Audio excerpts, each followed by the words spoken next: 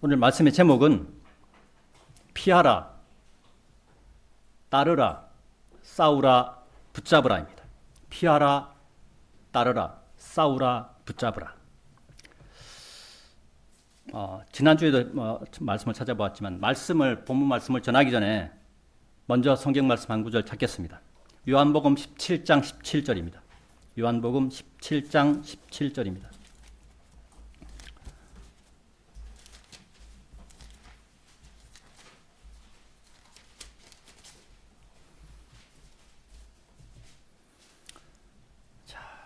자, 찾으신 줄 알고 제가 봉독하겠습니다. 당신의 진리를 통하여 그들을 성결하게 하소서. 당신의 말씀은 진리니이다. 제가 이 말씀을 찾은 이유가 하나님의 말씀은 진리라는 생각을, 그런 믿음을 가지고 말씀을 보아야 한다라는 입장에서 말씀을 드린 것입니다. 우리 믿음의 시작은 하나님의 말씀에 있음을 기억하며 설교 말씀을 듣도록 하겠습니다. 천하생명 침례교회 성도 여러분, 지난 한 주간 어떻게 지내셨습니까? 힘들게 지내셨던 분들도 계시고 또 그럴 것, 모든 사람들이 좋게 보내는 날은 사실 없습니다. 힘들고 고통스럽고 어렵게 다들 보내는 것입니다. 지난주에 설교 말씀 제목이 버려야 할 교만, 가져야 할 겸손이었습니다. 매일의 삶이, 그리스도인의 매일의 삶이 교만은 버리고 겸손은 소유하는 삶이 되기를 바라는 마음에서 그런 제목을 지난주에 말씀드렸습니다.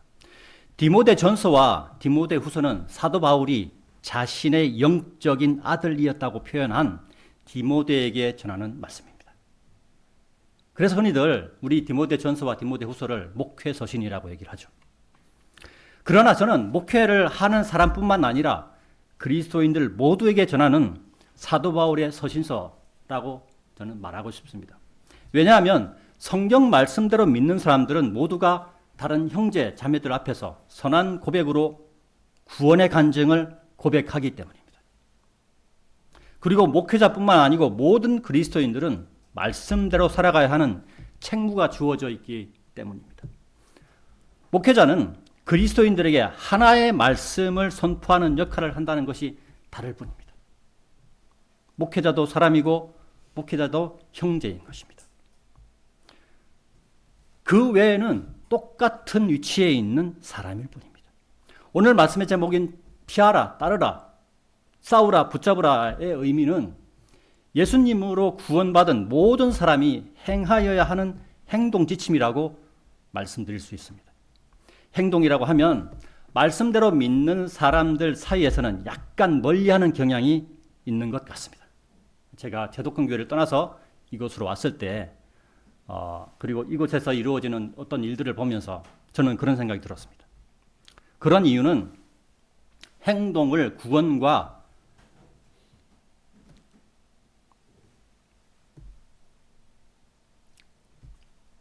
연결짓지 않고, 그러니까 구원은, 우리의 구원은 뭐죠? 하나님께서 주시는 값없는 선물이죠. 그러니까 우리 행동이 필요 없는 거죠.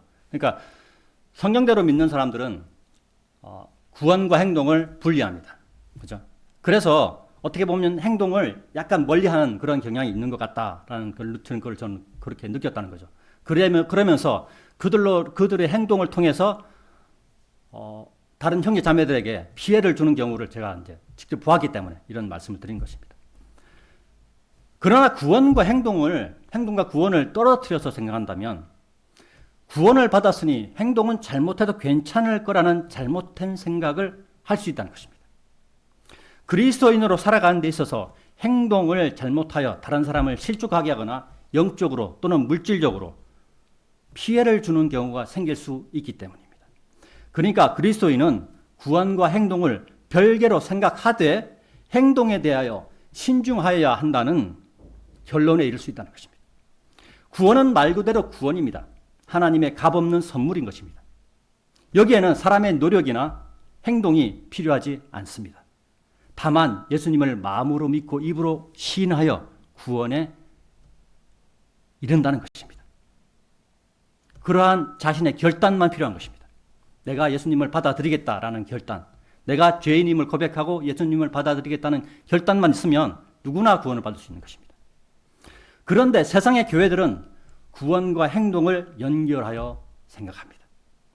자신의 행동으로 구원받으려고 한다는 것입니다.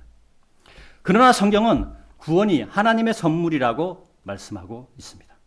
에베소서 2장 8절과 9절을 같이 한번 찾아보겠습니다. 에베소서 2장 8절과 9절입니다.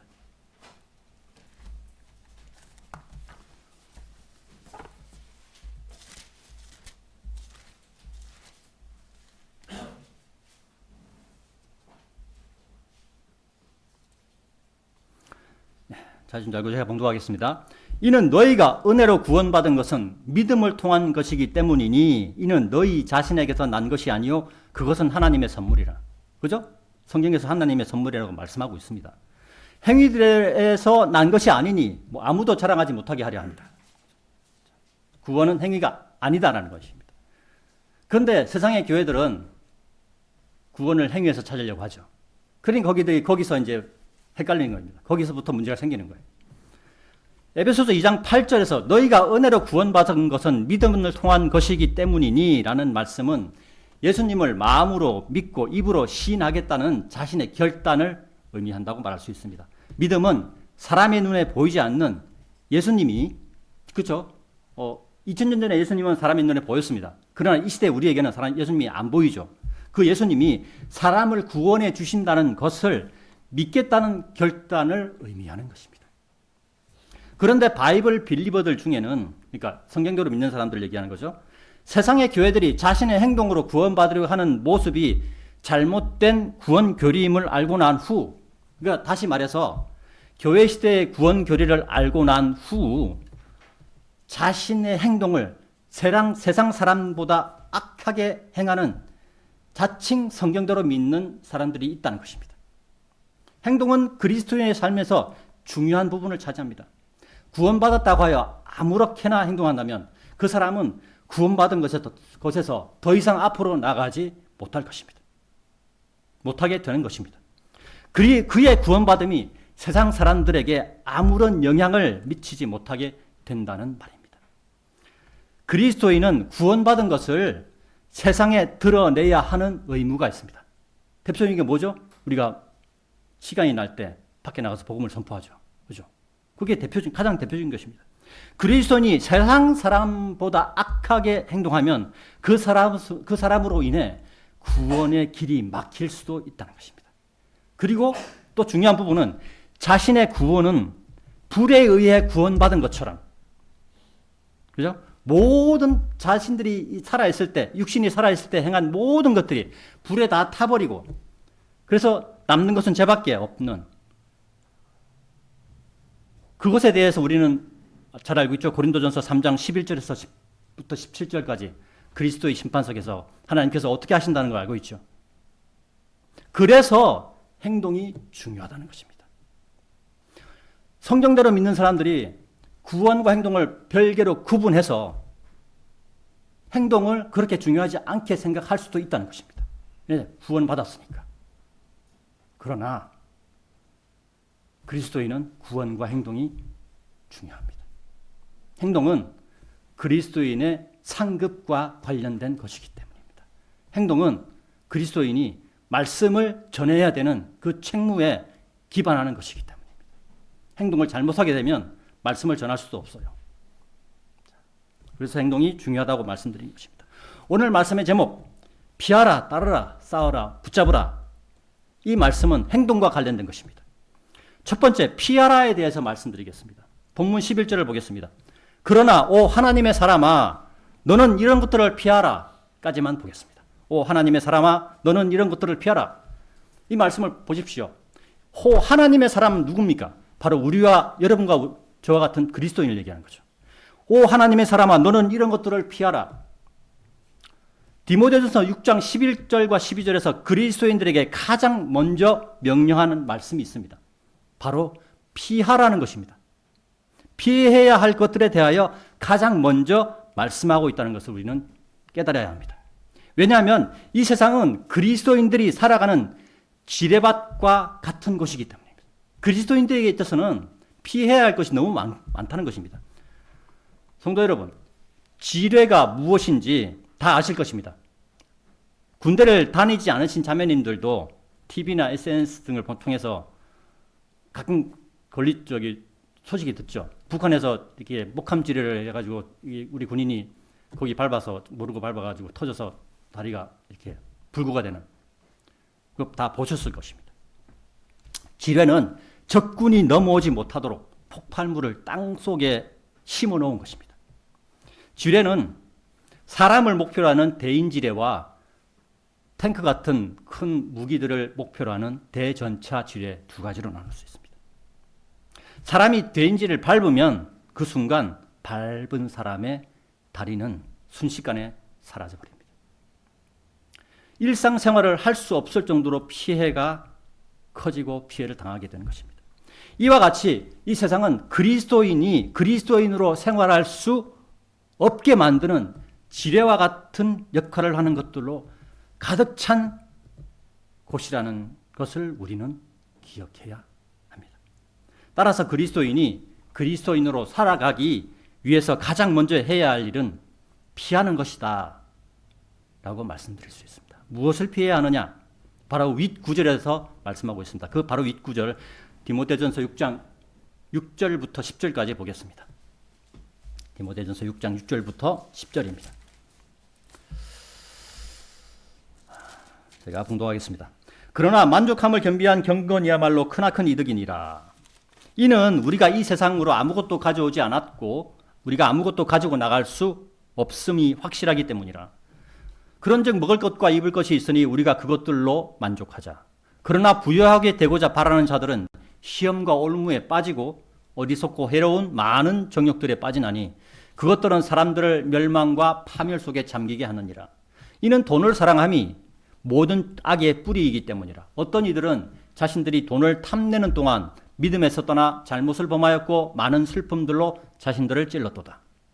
디모데전서 6장 6절은 만족함을 겸비한 경건이야말로 크나큰 이득이라고 말씀하고 있습니다. 그리고 7절에서는 이 만족함을 겸비한 경건이 왜 필요한가를 말씀하고 있습니다.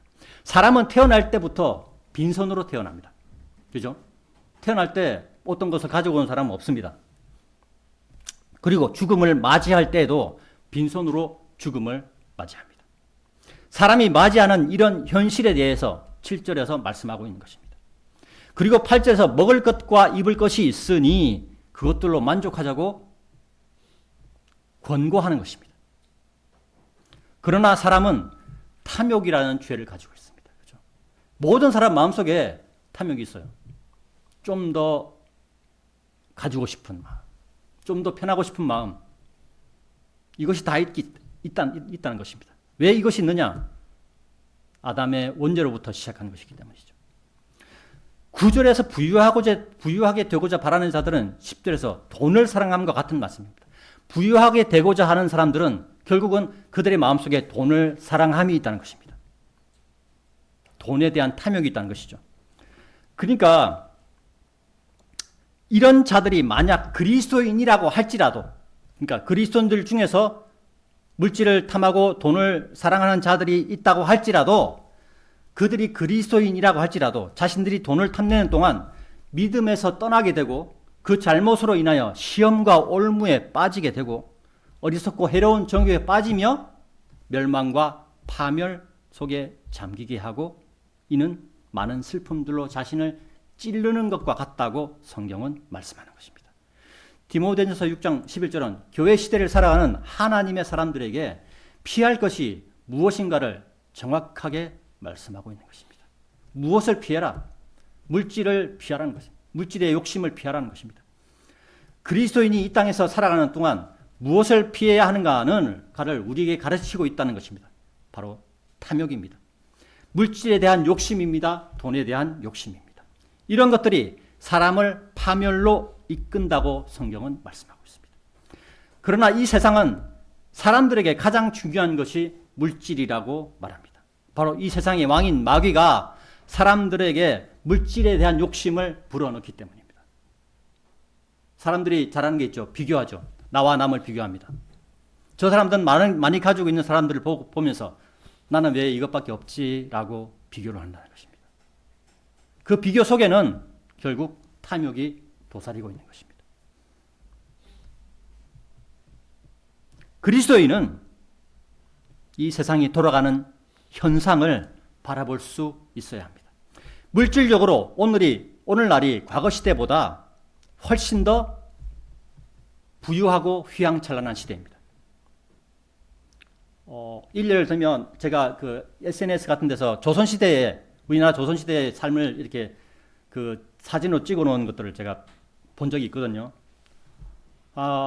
지금 서울인 한양의 길거리에 뭐가 넘치는 줄 아십니까? 똥입니다.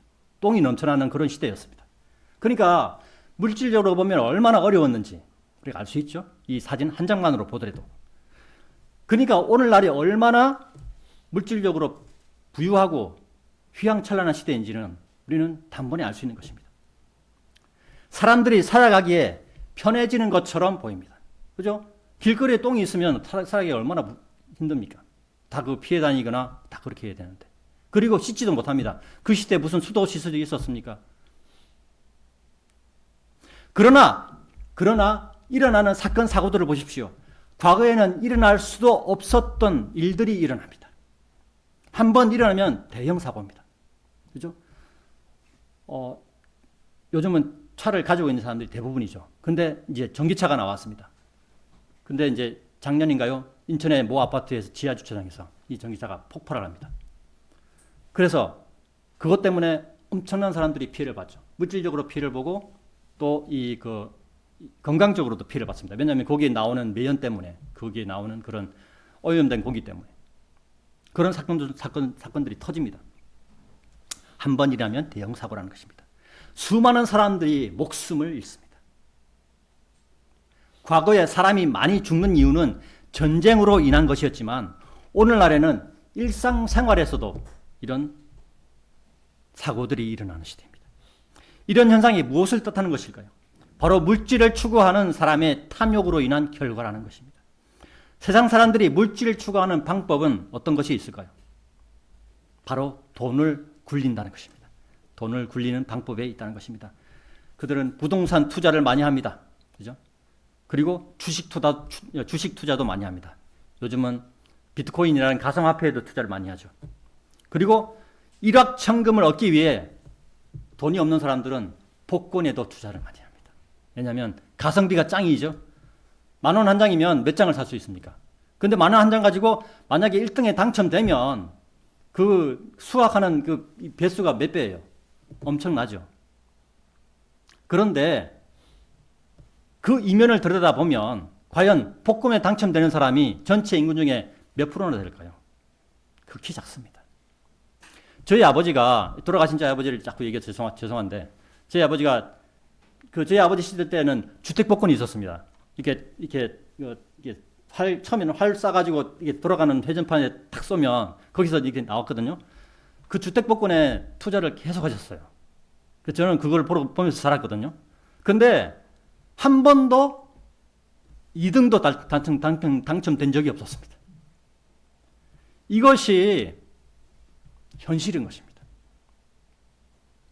나에게 물질이 많이 생겼다고 상상해 봅시다. 과연 많이 생긴 물질로 인해 나의 믿음이 성장할까요? 성경 마태복음 19장 23절과 24절을 한번 찾아보겠습니다. 성경 마태복음 19장 23절과 24절입니다.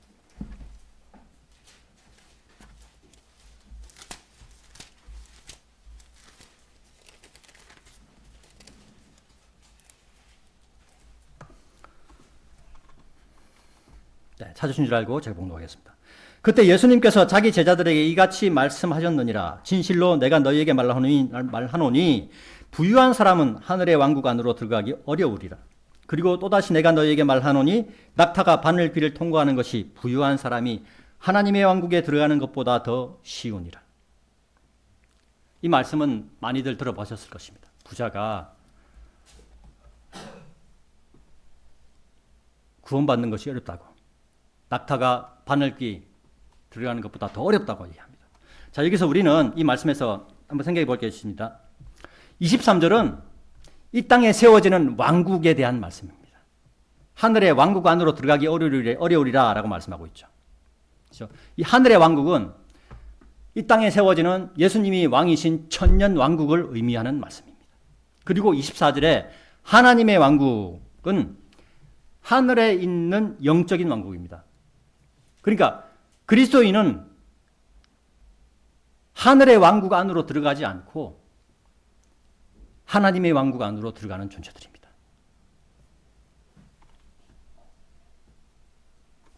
이 참고로 낙타와 바늘귀에 대한 말씀은 마가복음 10장 25절과 누가복음 18장 25절에도 기록되어 있습니다. 하늘의 왕국과 하나님의 왕국의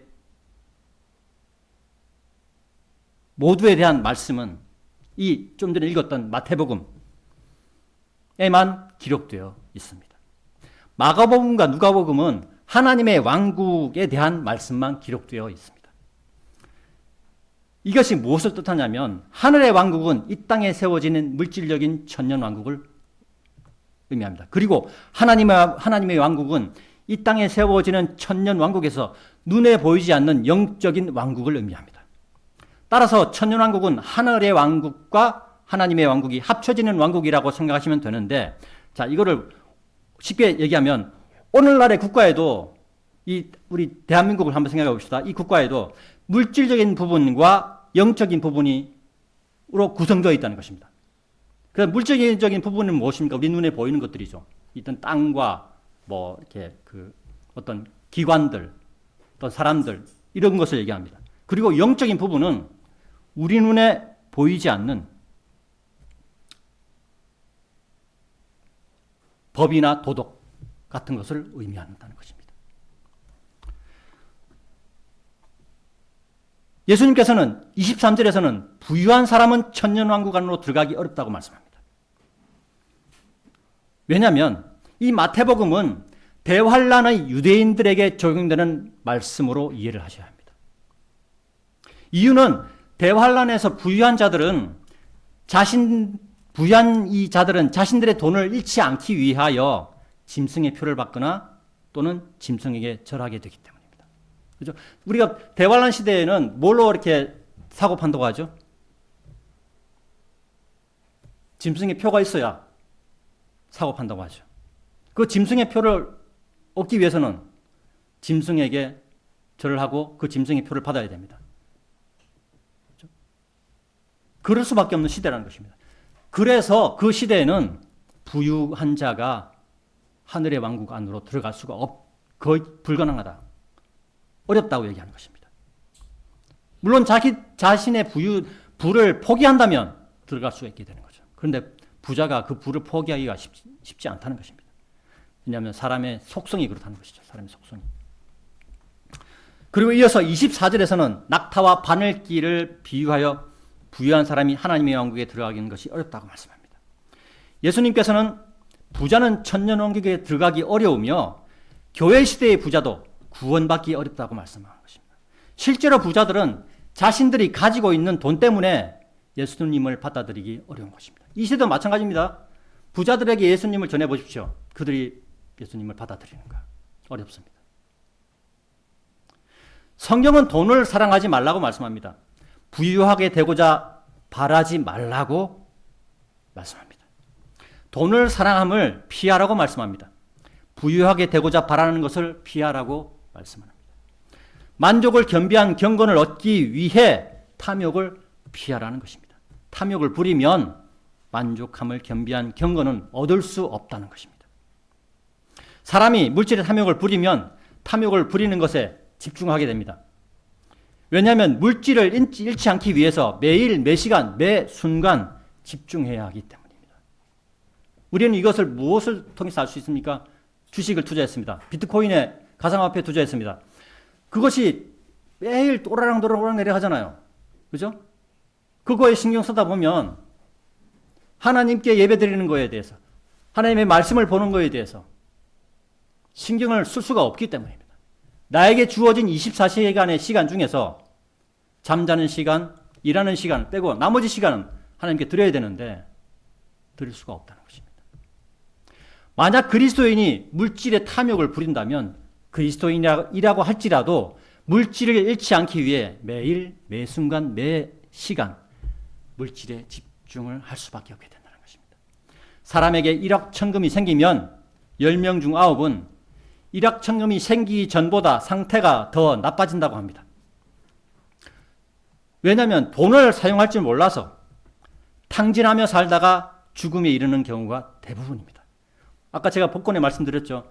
미국에서의 복권은 우리나라의 복권의 금액보다 상당합니다. 어마어마합니다. 그죠? 근데 그 미국에서 복권 1등 당첨된 사람들을 추적해 보니까 그 사람들의 나중 인생이 복권 당첨되기 전보다 비참하였다는 것입니다. 이것은 무엇을 말하는 것입니까? 돈이 사람을 행복하게 해주지 않는다는 것입니다.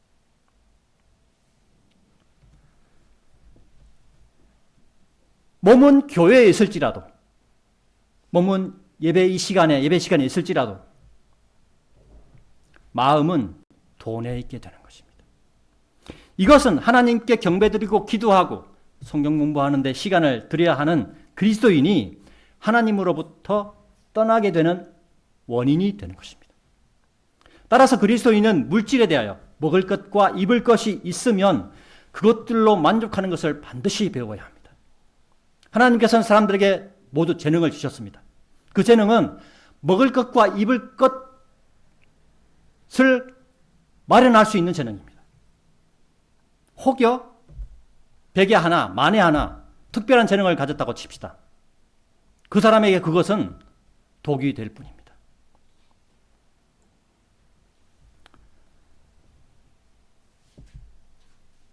그리고 그리스도인은 부유한 사람을 부러워할 필요가 하나도 없습니다. 왜냐하면 성경에서 우리 본문에서 말씀했죠. 그것은 이 세상이 끝나기 때문입니다. 우리의 삶이 이 죽음이 있기 때문입니다. 내가 가지고 있는 그 부가 영원하지 않다는 것이기 때문입니다. 그리스도인의 이 부는 영원 세계인 새 하늘, 새 예루살렘에 있기 때문입니다. 그리스도인은 이 세상이 물질에 욕심을 내는 것에서 피하는 사람이어야 합니다. 오늘 말씀의 제목 피하라, 따르라, 싸우라, 붙잡으라에 대하여 두 번째로 따르라에 대해서 말씀드리겠습니다. 본문 11절에 그리고 의와 경건과 믿음과 사랑과 인내와 온유를 따르라 라고 말씀하고 있습니다. 사도 바울은 그리스도인에게 먼저 피할 것을 알려주고 이어서 따를 것을 알려주고 있습니다. 따를 것에서 의를 제일 먼저 말씀하고 있습니다. 성경에서 의는 하나님의 의를 뜻하는 단어입니다. 로마서 1장 17절과 18절을 같이 찾아보겠습니다. 로마서 1장 17절과 18절입니다.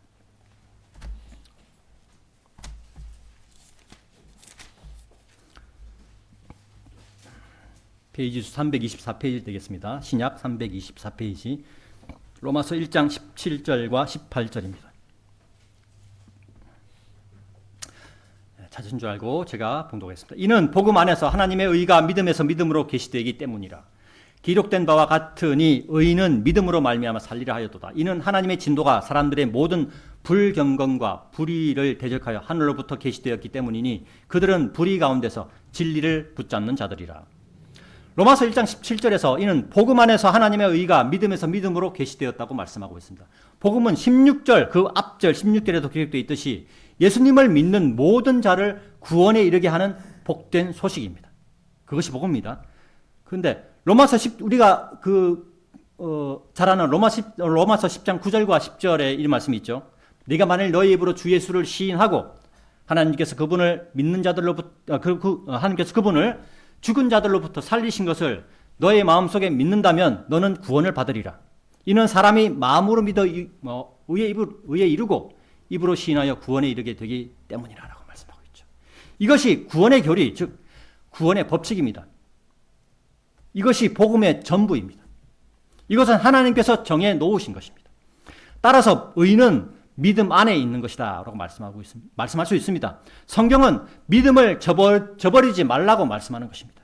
믿음을 저버리지 않는 자는 의인이고 또한 의인은 믿음으로 말미암아 사는 것이라고 말씀하는 것입니다. 디모데전서 6장 11절과 11절의 의와 경건과 믿음과 사랑과 인내와 온유는 우리가 잘 아는 갈라디아서 5장 22절과 23절의 성령의 열매 9가지와 같은 개념입니다. 성령의 열매 9가지는 성경 찾아보지 않고 제가 그냥 말씀드리겠습니다. 성령의 열매 9가지는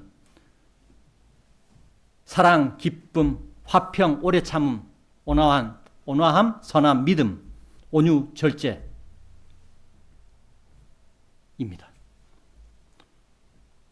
여기서 우리가 주의해야 할 것이 있습니다. 디모데전서 6장 11절에 그런 항목들, 의와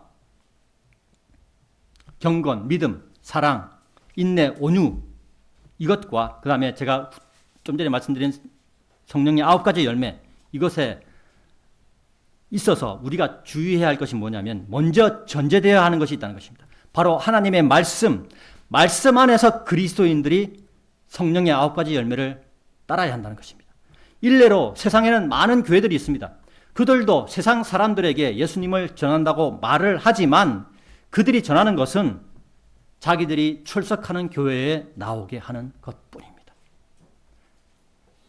자신들의 교회 주보와 간단한 간식과 물티슈 정도를 주면서 자신들이 다니는 교회를 홍보하고 그 교회로 인도하려는 것입니다.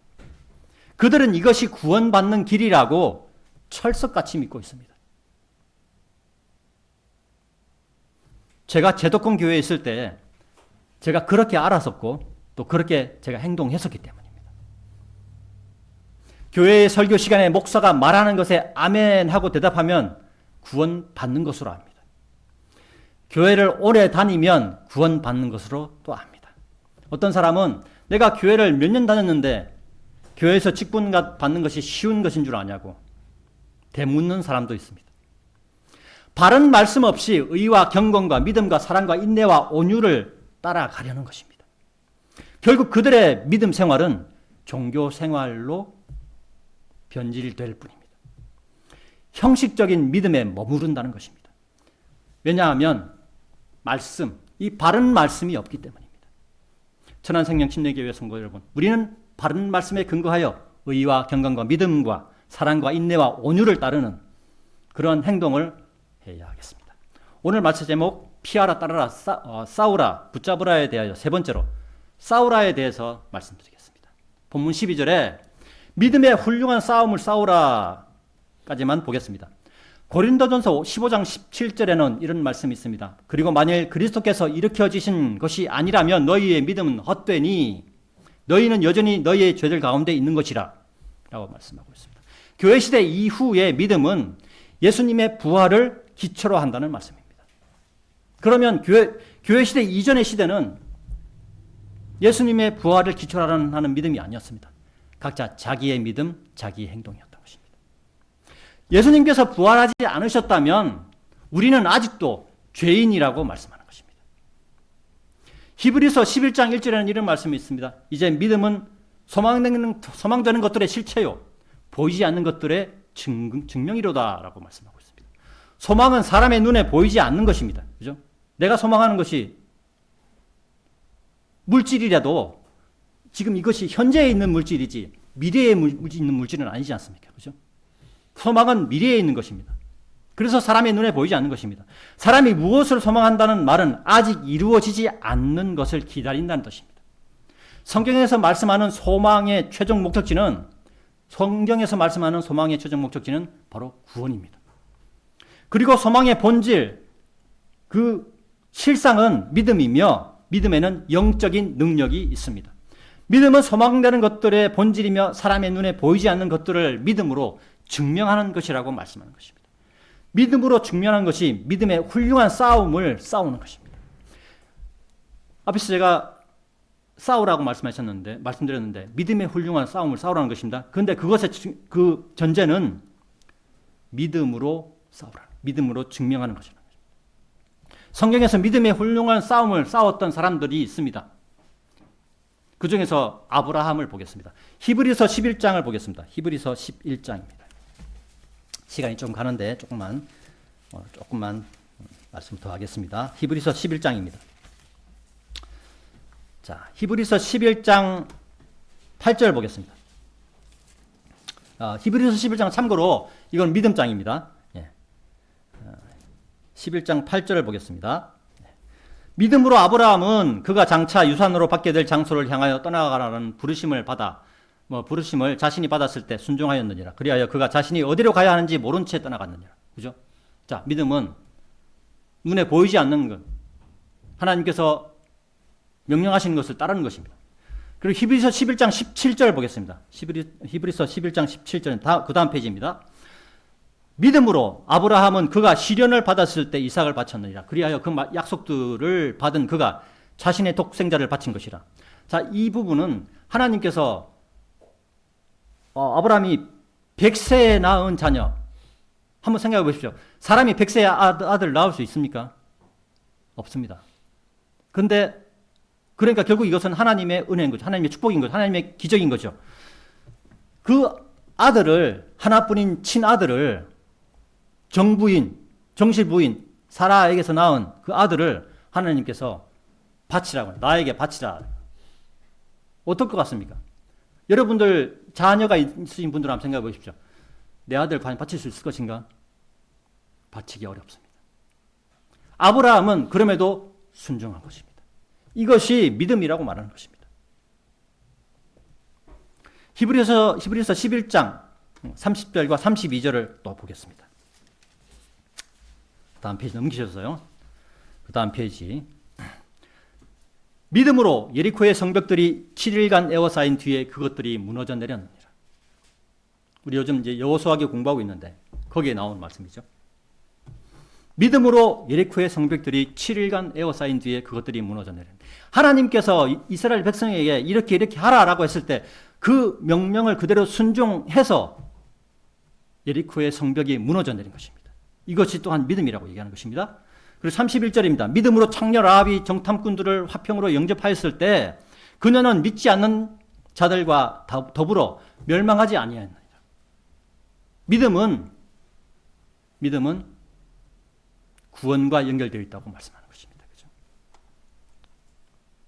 32절입니다. 그런즉 내가 무슨 말을 더하겠느냐? 이는 기드온과 바락과 삼손과 입다에 대해서 또한 다윗과 사무엘과 예언자들에 대해서 말한다면 나에게 시간이 모자랄 것이기 때문에 시간이 모자랄 정도로 믿음에 관련된 말씀이 많다는 것입니다. 증거가 많다는 것입니다. 그리고 히브리서 11장 39절부터 12장 4절까지 보겠습니다. 히브리서 11장 39절부터 12장 4절까지입니다. 제가 봉독하겠습니다. 그리하여 이들 모두가 믿음을 통하여 좋은 평판을 얻어냈으면서도 그 약속하신 것을 받지는 못하였느니라. 하나님께서 우리를 위하여 더 좋은 어떤 것을 제공하셨으니 그들로 하여금 우리 없이는 완전하게 되지 못하게 하려 하심이라. 12장 1절입니다. 이런 이유로 우리도 이처럼 커다란 구름 같은 증인들로 둘러싸였으니 우리가 모든 무거운 것마다 벗어버리고 너무 쉽게 우리를 에워싸는 죄를 벗어버리라. 그리고 우리 앞에 놓인 경주를 우리가 인내로 달려가며 우리 믿음의 창시자이자 완성자이신 예수님을 바라보자. 그분께서는 자신 앞에 놓인 즐거움을 위하여 수치를 멸시하시며 십자가를 견디셨고 하나님의 보좌 오른편에 앉게 되셨느니라. 그런즉 자신을 대적하는 죄인들의 그와 같은 반박을 견디어내신 그분을 깊이 생각하라. 이는 너희로 하여금 너희들의 생각들 속에서 지치고 낙담하지 않도록 하려 함이라. 4절입니다. 너희가 죄를 대적하여 분투하여도 아직 피 흘리기까지 정하지는 않았느니라.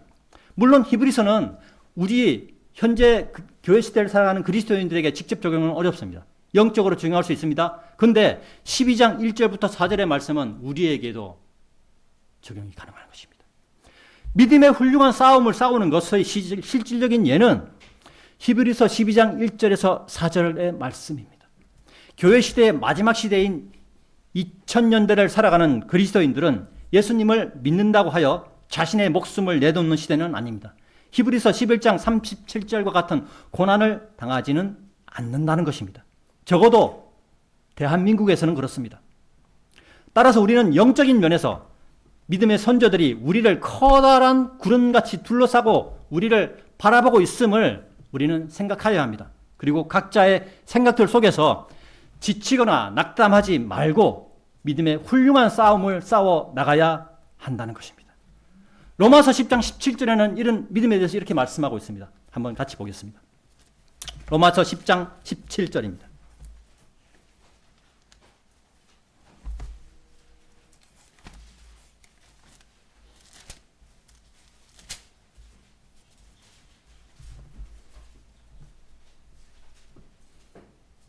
로마서 10장 17절 신약 340페이지입니다. 자, 제가 봉독하겠습니다. 그렇기에 믿음은 들음에서 들음에 의해서 오며 들음은 하나님의 말씀에 의해서 오니라. 결국 무엇입니까? 이것도 말씀이죠.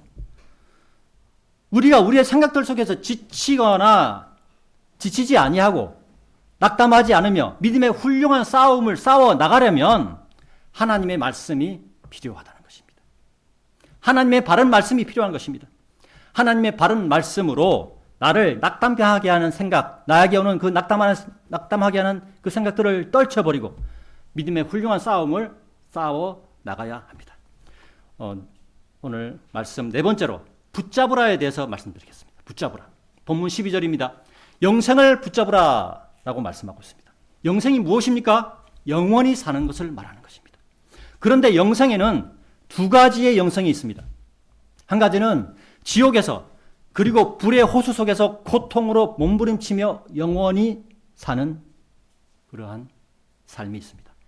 이 영생의 결말은 사람의 혼이 구더기와 같은 벌레로 변한다는 것입니다. 이 말씀은 누가복음 16장 23절과 24절 그리고 마가복음 9장 44절, 46절, 48절을 참조하시면 됩니다. 그리고 또 한 가지는 새 하늘에서 고통 없이 영원히 사는 삶이 있습니다. 우리는 이것도 한번 찾아보겠습니다. 계시록 21장 9절부터 27절까지 한번 보겠습니다. 계시록 21장입니다. 계시록 21장 9절부터 27절까지인데 적당한 부분만 읽어보겠습니다. 계시록 21장 9절부터 27절입니다. 찾으신 줄 알고 제가 봉독하겠습니다. 신약성경 543페이지입니다. 그리고 마지막 일곱 재앙들로 가득한 일곱 호리병들을 가졌던 일곱 천사들 중 한 명이 나에게 와서 나와 대화하며 말하기를 이리 오라 내가 너에게 어린 양의 아내인 신부를 보여주겠노라 하였더라. 그래야 그가 영안에서 나를 거대하고 높은 산으로 멀리 이동시켰고 저 위대한 도성 곧 거룩한 예루살렘을 나에게 보여주었는데 하나님께로부터 하늘에서 내려오고 있었으며 하나님의 영광이 있었더라. 그리고 그녀의 빛은 지극히 보배로운 보석과도 같았으니 곧 벽옥 같고 수염같이 맑았더라. 자, 그리고 넘기셔서 24절 보겠습니다. 23절입니다. 그리고 그 도성은 그 안을 비추기 위하여 해를 필요로 하지 않았으며 달도 필요로 하지 않았더라. 이는 하나님의 영광이 그곳을 밝혔고 어린 양께서 그곳에 비치시기 때문이다. 그리고 구원받은 자들의 민족들이 그곳의 빛 가운데 걸어가리라. 그리고 땅의 왕들은 그들의 영광과 존귀를 그곳으로 가져오느니라. 그리고 그곳의 성문들은 낮에 전혀 닫히지 않을 것이라. 이는 거기에 밤이 없을 것이기 때문이다. 그리고 그들은 민족들의 영광과 존귀를 그곳으로 가져오리라. 그리고 더럽히는 어떤 것도 그곳 안으로 절대 들어가지 못할 것이요 무엇이든지 가정한 것을 이루거나 거짓말을 하나라도 지어내는 것도 그러할 것이요 오직 어린 양의 생명책에 기록된 자들만 들어가자. 우리는 누굽니까? 어린 양의 생명책에 기록된 자들이잖아요. 그래서 우리가 들어갈 곳은 새 하늘 새 예루살렘 성인 것입니다. 우리는 그런 희망을 가지고 우리는 살아야 하는 것입니다. 그런 희망을 가지고 우리의 육신의 삶을 살아나가야 한다는 것입니다. 로마서 2장 7절에는 이런 말씀이 있습니다. 인내로 꾸준하게 잘 행하면서 영광과 존귀와 불멸을 추구하는 자들에게는 영생으로 대갚아 주시리라. 그죠? 아까 우리 그 본문 말씀 12절에서 인내의 부분이 나오죠. 인내한 이유가 왜 우리가 그리스도인이 왜 인내해야 되느냐? 영생을 받기 위한 것입니다. 인내로 꾸준하게 잘 행하면서 영광과 존귀와 불멸을 추구하는 것은 믿음의 훌륭한 싸움을 싸우는 것과 밀접한 관련이 있습니다. 그리스도인이 인내하는 이유는 믿음의 싸움을 싸우고 지치지 않기 위함입니다. 하나님께서 되갚아 주시는 영생은 새 하늘에서 고통 없이 영원히 사는 삶입니다. 하나님께서는 주 예수 그리스도를 통하여 사람이 영생에 이를 수 있다고 말씀하고 있습니다. 그것은 우리의 힘이 아닙니다. 우리의 노력도 아닙니다. 오직 하나님의 은혜인 것입니다. 로마서 5장 21절을 한번 찾아보겠습니다. 로마서 5장 21절입니다.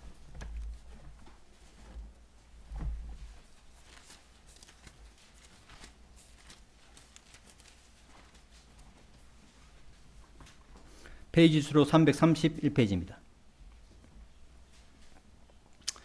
로마서 5장 21절 제가 봉독하겠습니다. 이는 죄가 군림하여 사망에 이른 것 같이 은혜도 의를 통하여 이처럼 군림하여 우리 주이신 예수 그리스도에 의해 영생에 이르게 하려 함이라 라고 말씀하고 있죠. 예수님께서 우리에게 영생을 주 예수님으로 인하여 우리가 영생에 이른다는 말씀입니다. 하나님께서는 예수님을 통하여 사람을 하늘나라로 구원하시는 영생의 길을 열어 놓으신 것입니다. 그리고 성경은 예수님을 통한 영생이 사람을 향한 하나님의 선물이라고 말씀하고 있습니다. 로마서 6장 23절에는 이런 말씀이 있습니다. 같이 한번 찾아보겠습니다. 바로 한 장만 넘기면 되니까요. 로마서 6장 23절입니다. 자, 이는 죄의 대가는 사망이요 반면에 하나님의 선물은 우리 주이신 예수 그리스도를 통한 영생이기 때문이라 라고 설명하고 있습니다. 사람은 하늘나라에서의 영원한 삶을 붙잡아야 합니다. 지옥과 불의 호수 속에서의 삶은 끔찍한 고통만이 있을 뿐입니다. 자, 우리가 찾아보지 않았는데 한번 찾아보겠습니다. 누가복음 16장 23절을 보겠습니다. 누가복음 16장 23절입니다. 누가복음 16장 23절 먼저 보겠습니다.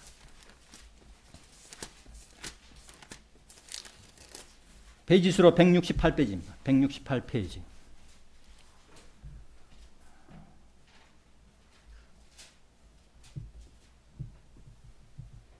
자,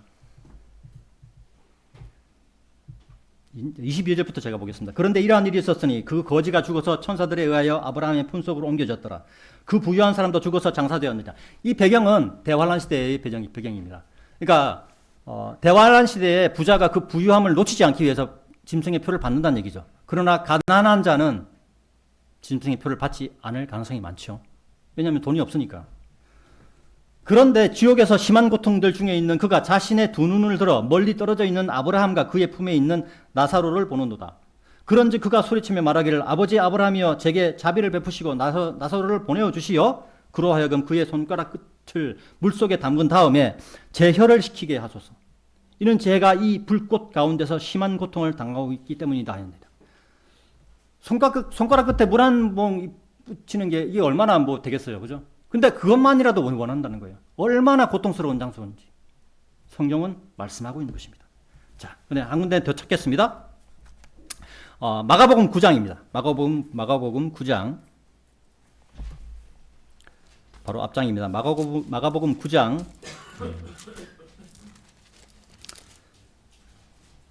44, 46, 48절입니다. 페이지 수로 신약 95페이지입니다.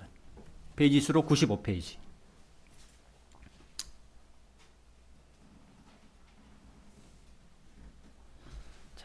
페이지 수로 95페이지 제가 봉독하겠습니다. 44절입니다. 그곳에는 그들의 구더기도 죽지 않고 불도 꺼지지 않으니라. 46절입니다. 그곳에는 그들의 구더기도 죽지 않고 불도 꺼지지 않으니라. 마찬가지로 48절에도 똑같은 말씀이 기록되어 있죠. 그들의 구더기도 죽지 않고 불도 꺼지지 않는 말씀은 그 구더기가 사람의 이 혼이 구더기로 변한다는 것입니다. 얼마나 뜨거웠으면 사람의 혼이 구더기로 변할까요? 그러한 무시무시한 고통이 있는 것입니다. 사람은 이 지옥에 가서는 절대로 안 한다는 것입니다. 그래서 믿지 않는 내 형제, 내 형제 자매, 부모를 구원해야 되는 것입니다. 무엇으로 구원하냐? 입으로 죄인임을 고백하게 하고 입으로 마음으로 믿고 입으로 시인하게 하는 이것이 구원의 전부인 것입니다.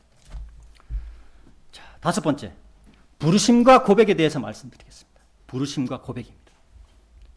본문 12절에 그것으로 너도 부르심을 받았으며 많은 증인들 앞에서 선한 고백으로 고백하였느니라. 디모데 전서와 디모데 후서는 앞에서 제가 말씀드렸지만 일명 목회 서신이라고 불리는 별명이 붙은 책입니다. 그러나 성경대로 말씀대로 믿는 그리스도인이라면 이러한 시각에서 벗어나야 한다고 봅니다. 이유는 성경대로 믿는 교회의 성도님들은 모두가 피하고 따르고 싸우고 붙잡을 것을 말씀으로 명령받았기 때문입니다. 또한 말씀대로 믿는 그리스도인은 교회에 등록할 때도 제도권 교회처럼 등록증을 기록하고 사람들 앞에서 인사 한번 하는 것으로 교회 등록이 되지는 않습니다. 말씀대로 믿는 교회는 새로운 형제, 자매가 등록하려면 디모데전서 6장 12절의 말씀처럼 많은 증인들 앞에서 자신의 자신이 구원받았음을 간증으로 고백하는 것입니다. 이것은 목회서신이라고 말하는 디모데전서 6장 12절의 말씀을 목회자에게만 적용하는 것이 아니며 목회자이든 직분이 없는 자이든 간에 모두가 같은 형제요 자매이기 때문입니다. 로마서 12장 10절에는 이런 말씀이 있습니다. 형제 사랑으로 서로한테 친절하게 애정을 가지라. 존중하는 가운데 서로를 더 낮게 여기라는 말씀이 있습니다. 이 말씀은 교회 내에 계급이 전혀 존재하지 않음을 나타내는 말씀입니다. 그리스도인은 모두가 하나님께 부르심을 받은 형제요 자매들입니다. 그리고 그 부르심이 합당하게 형제 자매들 앞에서 자신의 구원받았음을 고백하는 것입니다. 이런 방식은 하나님께서 구원받은 자들에게 주시는 구원의 확신이 되는 것입니다. 오늘 말씀의 결론입니다.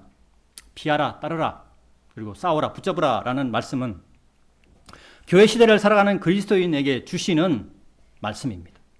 우리는 여기서 또 다른 말씀이 있죠. 세상의 제도권 교회들이 잘 사용하는 말씀, 구하라, 찾으라, 두드리라 라는 말씀이 생각나는 분도 계실 것입니다.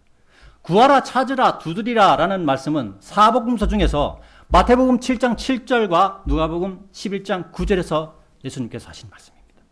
그리고 말씀을 잘 읽어보면 마태복음 7장 7절은 유대인에게만 주시는 말씀임을 알 수 있습니다. 이유는 마태복음 7장 12절에 있습니다. 같이 한번 찾아보겠습니다. 마태복음 7장 7절입니다. 마태복음 7장 7절 페이지 수로 13페이지, 신약 13페이지입니다. 찾으신 줄 알고 제가 봉독하겠습니다. 구하라 그리하면 그것이 너에게 주어질 것이요 찾으라 그리하면 너희가 발견할 것이요 두드리라 그리하면 그것이 너희에게 열릴 것이라. 자, 참고로 그 다음 읽기 전에 이 말씀은 예수님께서 유대인들에게 산상복음으로 말씀하신 것이죠. 네. 그러니까 우리에게 전혀 적용되지 않는다는 말씀입니다. 이는 구하는 이마다 받고 찾는 자는 발견을 하며 두드리는 자에게 그것이 열릴 것이기 때문이라. 그런데 너희 가운데 있는 어떤 사람이 자기 아들이 빵을 구하는데도 그가 돌을 그에게 주겠느냐? 혹은 아들이 생선을 구하는데도 아버지가 뱀을 그에게 주겠느냐?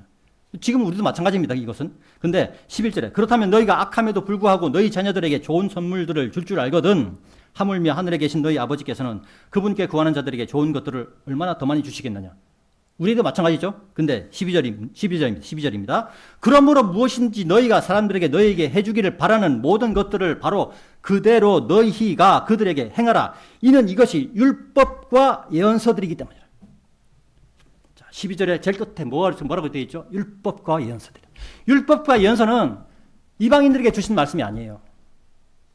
유대인들에게 하시는 말씀입니다. 이스라엘에게 주시는 말씀이라는 것입니다. 이것을 이 시대 교회 시대에 끌고 와가지고 교회 시대에 물질적인 이 말씀을 인용해서 물질적인 축복의 설교를 한다면은 그 사람은, 그 목회자는 잘못된 설교를 하는 것입니다. 왜냐하면 우리 앞에서 봤던 디모데전서 6장 11절과 12절에서 우리는 사도 바울은 뭐라고 하고 말씀하고 있죠? 물질에 대한 욕심을 피하라고 말씀하고 있지 않습니까? 그런데 이 말씀은 그 말씀하고 반대예요. 그래서 성경을 바르게 나누어 보는, 구별할 수 있는 그런 지혜가 그리스도인들에게는 반드시 필요하다라고 말씀드릴 수 있습니다. 그리고 누가복음 11장 9절은 유대인과 이방인에게도 주시는 말씀임을 알 수 있습니다. 한번 찾아보겠습니다. 이유는 누가복음 11장 13절에 있습니다. 누가복음 11장 9절을 한번 보겠습니다.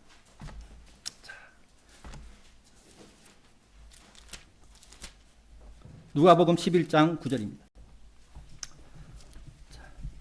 그럼 여기서 이거 이방인이 주셨으니까 이방인은 그럼 누가복음의 기록에 의하면 물질을 구할 수 있는 거 아니냐라고 얘기할 수 있는데 한번 봅시다. 뭐라고 말씀하시는지.